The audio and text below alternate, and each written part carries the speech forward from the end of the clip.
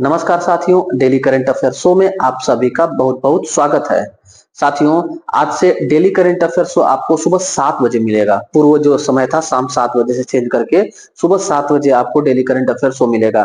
तो इस कारण से साथियों, आज 2 दिन का करंट अफेयर यानी कि 21 और 22 अगस्त 2025 का करंट अफेयर इस क्लास में हम लोग पढ़ेंगे। आइए जल्दी से शुरू कर देते हैं। पहला करंट अफेयर पूछा गया है, 20 अगस्त को प्रत्येक वर्ष कौन सा दिवस मनाया जाता है? देखिएगा साथियों, सद्भावना दिवस, अक्षय ऊर्जा दिवस, विश्व मच्छर दिवस, ये तीनों मनाया जाता है। यानी उत्तर हो जाएगा डी, उपयुक्त सभी। सद्भावना दिवस क्यों मनाया जाता है? देखिएगा, 20 अगस्त को ही हमारे देश के सबसे युवा प्रधानमंत्री यानी राजीव गांधी जी का जन्म हुआ था। साथियों, राजीव गांधी जिन्हें कंप्यूटर मैन ऑफ इंडिया भी कहा जाता है, हमारे देश के सबसे युवा प्रधानमंत्री थे। इनकी जयंती है साथियों। एक और डेट इनसे रिलेटेड याद रखिएगा, 21 मई 1991 को 21 मई 1991 की तारीख को राजीव गांधी की हत्या कर दी गई थी लिट्टे संगठन के द्वारा। साथियों, लिट्टे श्रीलंका का आतंकी संगठन था, इसने राजीव गांधी की हत्या कर दी थी 21 मई 1991 को। 21 मई को हमारे देश में राष्ट्रीय आतंकवाद विरोध दिवस मनाया जाता है। राष्ट्रीय आतंकवाद विरोध दिवस कब मनाया जाता है? तो 21 मई को मनाया जाता है।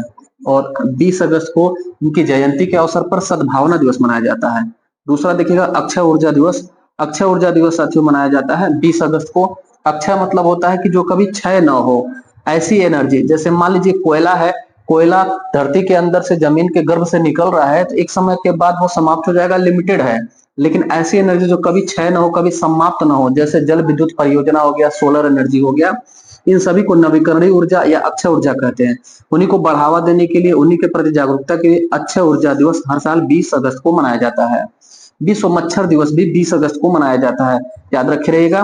विश्व मच्छर दिवस क्यों मनाया जाता है? तो साथियों, रोनाल्ड रॉस ने मलेरिया का खोज इसी तारीख को किया था, 20 अगस्त को किया था, इसलिए हर साल विश्व मच्छर दिवस मनाया जाता है।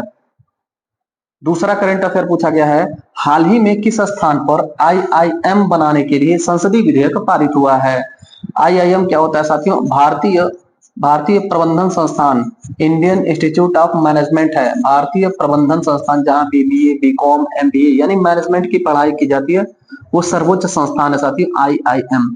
अभी हाल ही में संसदीय विधेयक पारित हुआ है कि असम की गुवाहाटी में एक आईआईएम की स्थापना की जाएगी। असम की गुवाहाटी में, ध्यान रखे रहिएगा। अगर आपसे पूछा जाए कि प्रथम आईआईएम कब बना था, कहां बना था, तो 1961 में पहला आईआईएम कोलकाता में 1961 में स्टैब्लिश हुआ था, 1961 ईस्वी में। वर्तमान में कुल कितने हमारे देश में आईआईएम हैं? याद रखिएगा, 21 आईआईएम है हमारे भारत में। इसके अलावा साथियों, तकनीकी पढ़ाई के लिए सर्वोच्च जो गवर्नमेंट संस्थान है उसका नाम है IIT, Indian institute of technology. इसको भी आप याद रख रहिएगा। आईआईटी हमारे देश में 23 है साथियों, 23 आईआईटी वर्तमान में हमारे देश में। जैसे 21 आईआईएम है, वैसे 23 आईआईटी है। इसमें पहला आईआईटी खड़गपुर था, ये भी पश्चिम बंगाल में, ये भी पश्चिम बंगाल में। देश का पहला आईआईटी खड़गपुर। इसकी स्थापना कब हुई थी? 1951 ईस्वी को हुई थी, और 10 साल बाद ये 1961 में हुआ था। इसके अलावा एक मोस्ट इंपॉर्टेंट क्वेश्चन साथियों, क्या सभी जितने भी शहर हैं आईआईटी या आईआईएम, कोई ऐसा शहर भी हमारे भारत का है जहां पर दोनों स्थापित हो? तो 3 ऐसे शहर हैं साथियों, इंपॉर्टेंट, याद रख रखिएगा। मुंबई हो जाएगा, जम्मू हो जाएगा, और इंदौर। मुंबई, जम्मू और इंदौर, ये 3 हमारे भारतीय शहर हैं जहां पर दोनों संस्थान स्थित है, यानी आईआईटी भी है और आईआईएम है। ये 3 यूनिक सिटी हैं जहां दोनों स्थित है, याद रखिएगा। इसके अलावा और कोई शहर नहीं। जैसे दिल्ली बात की जाए तो दिल्ली में आईआईटी है, आईआईटी दिल्ली। कानपुर में बात की जाए तो आईआईटी है, आईआईटी कानपुर। अगर अपने राजधानी, उत्तर प्रदेश की राजधानी की बात की जाए तो वहां पर आईआईएम है, लखनऊ में। ऐसे ही गुजरात में अहमदाबाद में आईआईएम अहमदाबाद है। बेंगलोर में आईआईएम बेंगलोर है साथियों। तीसरा करंट अफेयर पूछा गया है, सार्वजनिक वितरण प्रणाली पीडीएस को बढ़ावा देने के लिए कौन सी आपूर्ति श्रृंखला उपकरण लागू की गई है? उत्तर हो जाएगा अन्न चक्र। याद रखिएगा, अन्न चक्र अभी हाल ही में लागू हुआ है पीडीएस को बढ़ावा देने के लिए, पीडीएस को ट्रांसपेरेंसी करने के लिए, पीडीएस में अत्याधुनिक सुविधाओं को जोड़ने के लिए। पीडीएस क्या होता है साथियों? इसे फुल फॉर्म इसका है पब्लिक डिस्ट्रीब्यूशन सिस्टम, सार्वजनिक वितरण प्रणाली। जैसे एक खेत हो गया, इस खेतों में धान या गेहूं का उत्पादन होता है, धान या गेहूं का उत्पादन होता है। उत्पादन करने के बाद कृषक जो होता है अपने खाने भर का अपने पास रखता है, उसके अतिरिक्त वो क्या करता है? क्रय केंद्रों पर बेचता है, क्रय केंद्र पर बेचता है। धान क्रय केंद्र या गेहूं क्रय केंद्र पर सरकारी रेट में एमएसपी पर यानी कि मिनिमम सपोर्ट प्राइस पर बेचता है, सरकार अधिग्रहण करती खरीदती है। उसके बाद सरकार इसको मंडी समिति में या कोटेदार के पास पहुंचाती है, और फिर यहाँ से क्या होता है? मंडी समिति कोटेदार के पास से फिर नागरिकों को, गरीब और वंचित वर्ग को यह सप्लाई की जाती है, आपूर्ति की जाती है धान या गेहूं का। इसी व्यवस्था को कहते हैं साथियों सार्वजनिक वितरण प्रणाली। इसी को मजबूत करने के लिए अन्न चक्र की शुरुआत की गई है। अन्न चक्र अगर पूछे कितने राज्यों से शुरू हुआ है, ये कितने राज्यों से शुरू किया गया है, तो 30 राज्य से इसकी शुरुआत हुई है। अन्न चक्र हमारे भारत में 30 राज्य से शुरू हुआ है। चौथा करंट अफेयर पूछा गया है, भारतीय रेलवे ने देश की पहली हटाने योग्य सोलर पैनल तथा रेल पटरियों के बीच सोलर पैनल लगाने का शुभारंभ किया। ऐसा पहली बार हुआ है साथियों। पूछा गया है कि किसके द्वारा किया गया, तो बीएलडब्ल्यू। बीएलडब्ल्यू मतलब बनारस लोकोमोटिव वर्क्स। मंडुआडी का नाम हो गया बनारस, नया नाम Banaras locomotive, Banaras locomotive works इसने बनाया साथियों। याद रखे रहेगा इसको। तस्वीर देखिए, उत्तर देखिए, ये रेलवे एक ट्रेन है, इस ट्रेन के ऊपर सोलर पैनल लगा है। इसके अलावा भी साथियों रेलवे ट्रैक है, रेलवे ट्रैक के बीच में भी सोलर पैनल लगाया गया है। ये दो बातें आप याद रख रहे हैं। पहला तो देश का पहला हटाने योग्य सोलर पैनल, और पटरियों के बीच में भी सोलर पैनल का शुभारंभ किया गया है। इसका निर्माण किया है बनारस लोकोमोटिव वर्क्स। देखिए यहाँ पे गलत आंसर हो गया साथियों, डीएलडब्ल्यू नहीं होगा, बीएलडब्ल्यू होगा, बनारस लोकोमोटिव वर्क्स, बनारस। पांचवा करंट अफेयर पूछा गया है, क्रेडिट रेटिंग एजेंसी रिपोर्ट के अनुसार 2026 की तिमाही में भारत की जीडीपी वृद्धि दर कितनी रहेगी? हमारे भारत की आर्थिक विकास दर या जीडीपी ग्रोथ रेट कितना रहेगा? सीआरए की रिपोर्ट के अनुसार, क्रेडिट रेटिंग एजेंसी के रिपोर्ट के अनुसार याद रखिएगा 6.7%। इस तरह का प्रश्न एक परीक्षाओं में हमारे अक्सर रहता है। हम आपको यहाँ पर सारे डिटेल बता देते हैं। देखिएगा साथियों 6.5% यह हमारे आरबीआई ने कहा है। आरबीआई ने कहा है कि हमारे भारत का जीडीपी वृद्धि दर 2026 में 6.5% रहेगा। इसके अलावा आप याद रखिएगा आईएमएफ अंतर्राष्ट्रीय मुद्रा कोष ने कहा है हमारे भारत का जीडीपी वृद्धि दर 2026 में 6.4 रहेगा। और विश्व बैंक प्लस अन्य क्रेडिट रेटिंग एजेंसी है, जो भी संस्थाएं हैं वो सभी, और विश्व बैंक ने कहा है कि हमारे भारत का जीडीपी ग्रोथ रेट 6.3% रहेगा। 6.7 किसने कहा? सीआरए ने कहा। 6.4 किसने कहा? आईएमएफ ने कहा। 6.5 किसने कहा? आरबीआई ने कहा। 6.3 किसने किया? विश्व बैंक और अन्य संस्थाओं ने कहा। छठा करंट अफेयर पूछा गया है, जनजाति मंत्रालय द्वारा आदि कर्मयोगी अभियान किस तिथि को शुरू किया गया?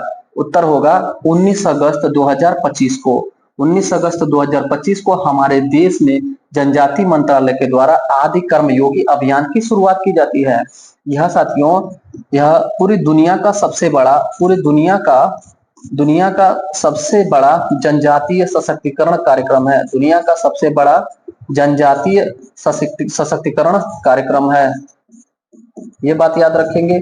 इसके अलावा इसका टारगेट आपसे पूछते, इसका लक्ष्य क्या है? इसका लक्ष्य निर्धारण किया गया है कि 1 लाख जनजाति प्रधान जो गांव हैं, 1 लाख जनजातीय प्रधान गांव, 1 लाख जनजाति प्रधान गांव में 20 लाख परिवर्तनकारी नेतृत्वकर्ता बनाना, 20 लाख परिवर्तनकारी नेतृत्वकर्ता बनाने का लक्ष्य इसमें है। 20 लाख युवा जो चेंजेस ला सकते हैं वो विकसित किए जाएंगे। और कितने गांव से? तो 1 लाख जनजाति समूह वाले, प्रधान वाले जो गांव हैं। यह दुनिया का सबसे बड़ा अनुसूचित जनजाति यानी आदिवासी सशक्तिकरण प्रोग्राम है। 19 अगस्त 2025 को जनजाति मंत्रालय के द्वारा शुरू किया गया। आप कमेंट करके एक उत्तर बताइए साथियों, जनजाति मंत्रालय किसके पास है? वर्तमान में हमारे देश के केंद्रीय जनजाति मंत्री कौन है? सातवां करंट अफेयर पूछा गया है, राष्ट्रीय खनिज अन्वेषण ट्रस्ट का नाम बदलकर किया गया? देखिएगा उत्तर होगा सी, राष्ट्रीय खनिज अन्वेषण एवं विकास ट्रस्ट। अभी हाल ही में साथियों राष्ट्रीय खनिज अन्वेषण अधिनियम पारित हुआ 2025 में, जो कि 1957 का कानून था, उसी में संशोधन है। 1957 में हमारे देश में राष्ट्रीय खनिज संसाधन कानून बना था, ये बात याद रख रहेंगे। मिनरल रिसोर्सेस जो कानून था 1957, इसमें संशोधन करके क्या किया गया, राष्ट्रीय खनिज अन्वेषण जो ट्रस्ट था उसका नाम बदल के राष्ट्रीय खनिज अन्वेषण एवं विकास ट्रस्ट कर दिया गया, ये बात है। 8वां करंट अफेयर पूछा गया है, ऑनलाइन गेमिंग विधेयक 2025 के बारे में कौन सा कथन सही है? पहला दिया हुआ विकल्प, ई स्पोर्ट्स को प्रतिबंधित किया जाएगा, गलत है। ई जो स्पोर्ट्स है इसको बढ़ावा दिया जाएगा साथियों, प्रतिबंधित नहीं किया जाएगा, इस विधेयक में कहा गया है। रियल मनी गेमिंग को प्रतिबंधित किया जाएगा, ये सही है साथियों। रियल मनी जो ऑनलाइन गेमिंग होता है, जुए के तरह जो चीजें होती हैं वो प्रतिबंधित कर दी जाएंगी, यही भी उत्तर हो जाएगा। उपयुक्त तो दोनों भी नहीं सही है, इनमें से कोई नहीं भी सही है, उत्तर हमारा 8वां का बी हो जाएगा। 9वां करंट अफेयर पूछा गया है, चुनाव आयोग ने 6 माह में चुनाव प्रणाली को मजबूत करने के लिए कितने सुधार पहल का अनावरण किया है? अभी हाल ही में साथियों चुनाव आयोग पर बहुत सारे प्रश्न चिन्ह लगा है, इसने इसी बीच कहा है कि 6 महीने के भीतर चुनाव आयोग के अंतर्गत चुनाव प्रणाली में महत्वपूर्ण परिवर्तन होगा, सुधार पहल किया जाएगा, जिसके तहत 28 सुधार पहल का अनावरण निर्वाचन आयोग ने किया है। 28 याद रखिएगा, 28 सुधार पहल है, इनिशिएटिव है जो नया सुधार करेगा, नवीकरण करेगा, नवाचार करेगा। 10वां करंट अफेयर पूछा गया है, भारत का इनविट्स बाजार 2030 तक 3.5 गुना बढ़कर $258 अरब हो गया, 2025 में कितना रहा? देखिएगा उत्तर हो जाएगा $73 अरब। $73 अरब ये हो जाएगा, कब तक होगा? 2030 तक। क्या? तो इनविट्स बाजार क्या है? क्या देखिएगा, इनविट्स का फुल फॉर्म है इंफ्रास्ट्रक्चर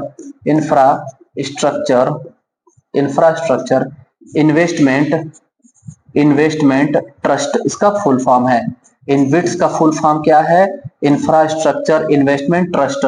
इस जो ट्रस्ट ने है अभी 2025 तक $73 अरब की कमाई की, लेकिन लक्ष्य रखा गया है कि 2030 तक यह बढ़ करके 3.5 गुना बढ़ेगा और हो जाएगा $258 अरब। याद रखिएगा ये बात।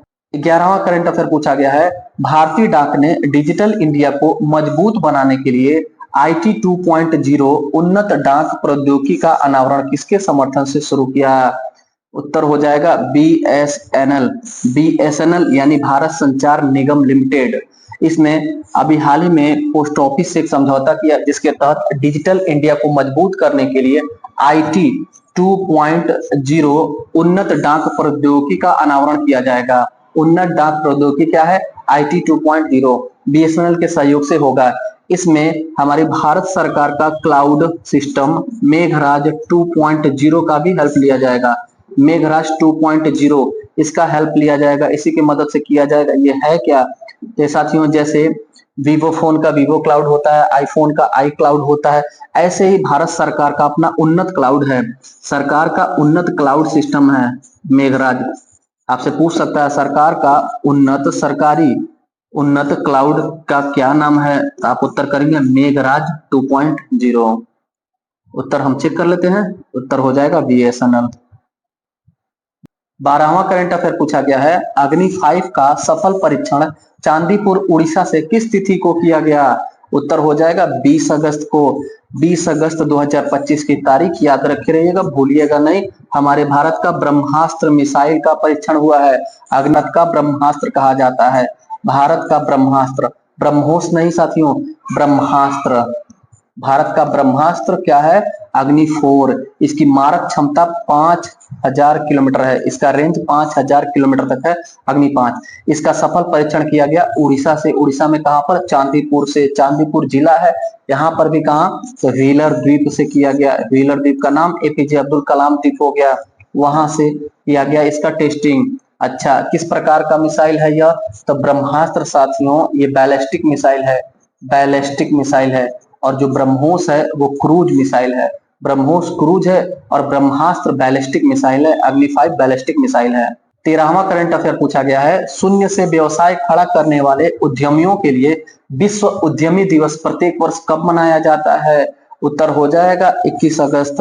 21 अगस्त को हमारे देश में विश्व उद्यमी दिवस हर साल मनाया जाता है। क्यों मनाया जाता है?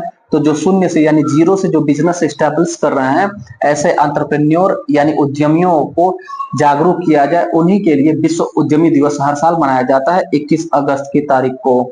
14वां करंट अफेयर पूछा गया है, हमारे देश के कोर सेक्टर ग्रोथ जुलाई 2025 में घटकर 2% रहा। कोर सेक्टर के अंतर्गत कौन सा नहीं आता है? हमारे देश के विकास में साथियों जो महत्वपूर्ण क्षेत्र है उसी को कोर सेक्टर कहा जाता है। उस कोर सेक्टर के अंतर्गत 8 चीजें आती हैं, 8 उद्योग आता है, 8 क्षेत्र आता है, 8 सेक्टर आता है। याद रखिएगा कौन कौन है? इस्पात है, कोयला है, सीमेंट है, इसमें कागज नहीं है। कागज उद्योग को कोर सेक्टर उद्योग नहीं कहा जाता है। मोस्ट इंपॉर्टेंट क्वेश्चन है, परीक्षाओं में आपके 1 साल के भीतर कहीं ना कहीं रहेगा, याद रखिएगा हमारी बात। कोर सेक्टर 8 होता है। टोटल डिटेल इसका देखते हैं, देखिएगा उत्तर इसका हो जाएगा कि कागज कोर सेक्टर नहीं है। दूसरी बात, ये जो रिपोर्ट आया उसमें ग्रोथ बताया गया है कि टोटल ओवरऑल ग्रोथ घट गया है। 8 सेक्टर का ओवरऑल ग्रोथ कितना घटा है? 2% घटा है। लेकिन इस्पात जो स्टील है इसका ग्रोथ बढ़ा है। इस्पात का ग्रोथ 12.8% बढ़ा है, सबसे ज्यादा इसी का है 8 में से। और उस 8 में कोयला घटा है साथियों, कोयला का उत्पादन घटा है 12.3%। हम सोलर एनर्जी की तरफ, नवीकरणीय ऊर्जा की तरफ बढ़ रहे हैं, तो जाहिर सी बात है कि कोयला उत्पादन घटेगा। तो अगर आपसे पूछे कोर सेक्टर में सर्वाधिक कमी किस में हुई, तो 12.3% की कमी कोयला में हुई। अगर आपसे पूछा गया वृद्धि किसमें सबसे ज्यादा हुई कोर सेक्टर में, तो आप ट्रिक करेंगे इस्पात में, स्टील में 12.8% की ग्रोथ हुई। और कौन कौन सा सेक्टर आता है? तो 8 हमने कहा, तो 8 का नाम आप देख लीजिएगा, इस्पात उद्योग, कोयला उद्योग, सीमेंट उद्योग, कच्चा तेल उद्योग, प्राकृतिक गैस उद्योग, पेट्रोलियम पदार्थ उद्योग, उर्वरक फर्टिलाइजर उद्योग, इलेक्ट्रिसिटी बिजली उद्योग। फिर से देख लीजिएगा, बिजली, उर्वरक, पेट्रोलियम, प्राकृतिक गैस, कच्चा तेल, 5 ये हो गए, सीमेंट, कोयला और इस्पात, 8 उद्योग हैं। 15वां करंट अफेयर पूछा गया है, वन फ्री जोन पासपोर्ट व्यवसाय लाइसेंसिंग को सरल बनाने के लिए किसने शुरू किया? उत्तर हो जाएगा दुबई। दुबई शहर ने साथियों एक विशेष प्रकार का पासपोर्ट जारी किया है, one free zone passport. One free zone passport यानी कि एक पासपोर्ट आपको मिल जाएगा, उसके बाद आप दुबई में, दुबई शहर के भीतर, इस दुबई शहर के भीतर आप कहीं पर किसी भी प्रकार का बिजनेस आसानी से कर सकते हैं। कोई और लाइसेंस आपको नहीं लेना है। किसी भी व्यवसाय से आप जुड़ सकते हैं, किसी भी व्यवसाय के लिए अतिरिक्त लाइसेंस की आवश्यकता नहीं होगी। किसी भी व्यवसाय के लिए आपके लिए अतिरिक्त लाइसेंस की आवश्यकता नहीं होगी जब आप वन फ्री जोन पासपोर्ट ले लेंगे दुबई में। ये चीज है साथियों। 16वां करंट अफेयर पूछा गया है, स्टैंड अप योजना के तहत 62,792 करोड़ रुपए की स्वीकृति प्रदान की गई। 62,700 करोड़ रुपए की स्वीकृति प्रदान की गई। इसके तहत कितने लाभार्थियों को लाभ हुआ है? उत्तर होगा 3.25 लाख। 2.75 लाख लाभार्थियों को लाभ हुआ है। कितना पैसा का लाभ हुआ? इतना पैसा। ये है क्या? देखिएगा, स्टैंड अप योजना है साथियों, जो हमारे देश में 5 अप्रैल 2016 को शुरू होता है। 5 अप्रैल 2016 को शुरू होता है स्टैंड अप योजना। स्टैंड होइए अपने पैर पर, आत्मनिर्भर बनिए। किसके लिए? तो अनुसूचित जाति, अनुसूचित जाति, अनुसूचित जनजाति और महिलाओं के लिए, स्पेशली सिर्फ इन्हीं तीनों लोगों के लिए, महिला, अनुसूचित जनजाति, अनुसूचित जाति के लोगों के लिए बिजनेस करने की अपॉर्चुनिटी अगर उनको मिल रही है, अगर पैसा उनके बीच में प्रॉब्लम आ रहा है, तो उसमें फाइनेंस प्रोवाइड किया जाएगा इस योजना के तहत। स्टैंड अप योजना, स्टैंड अप योजना में आर्थिक सहायता देकर के अनुसूचित जाति, जनजाति और महिलाओं का आर्थिक विकास किया जाएगा। इसके तहत अभी इस वर्ष 62,792 करोड़ रुपए को ग्रांट किया गया, अनुमति दिया गया। कितने लोगों को लाभ मिलेगा? 3.25 लाख लोगों को इसमें लाभ मिलेगा। याद रखिएगा इतनी बात। 17वां करंट अफेयर पूछा गया है, भारत के प्रेस रजिस्ट्रार जनरल ने प्रेस सेवा पोर्टल लॉन्च किया। प्रेस सेवा पोर्टल लॉन्च किया, इसका उद्देश्य क्या है? इसका उद्देश्य हो जाएगा साथियों अखबार और पत्रिकाओं का ऑनलाइन पंजीकरण। आपका कोई समाचार पत्र है, पत्रिका है, आप लिख रहे हैं, छाप रहे हैं, उसका रजिस्ट्रेशन कराना चाह रहे हैं, तो उसको ऑनलाइन रजिस्ट्रेशन आप करा सकते हैं प्रेस सेवा पोर्टल के माध्यम से। तो एक बात आपको समझ में आया होगा कि यानी कि यह कार्य कौन करता है, अखबार और पत्रिकाओं का ऑनलाइन पंजीकरण, तो करता है press registrar general. Press registrar general. अगर आपसे पूछ ले कि प्रेस रजिस्ट्रार जनरल वर्तमान में हमारे देश के कौन है, तो याद रखिएगा योगेश बाजवा। योगेश बाजवा जी हमारे देश के प्रेस रजिस्ट्रार जनरल हैं, योगेश बाजवा। साथियों ये था 21 और 22 अगस्त 2025 का करंट अफेयर। कैसा लगा आज का क्लास, फीडबैक जरूर दीजिएगा। आज से साथियों करंट अफेयर का क्लास आपको सुबह 7 बजे से मिलेगा। मिलते हैं फिर अगले क्लास में, तब तक के लिए धन्यवाद।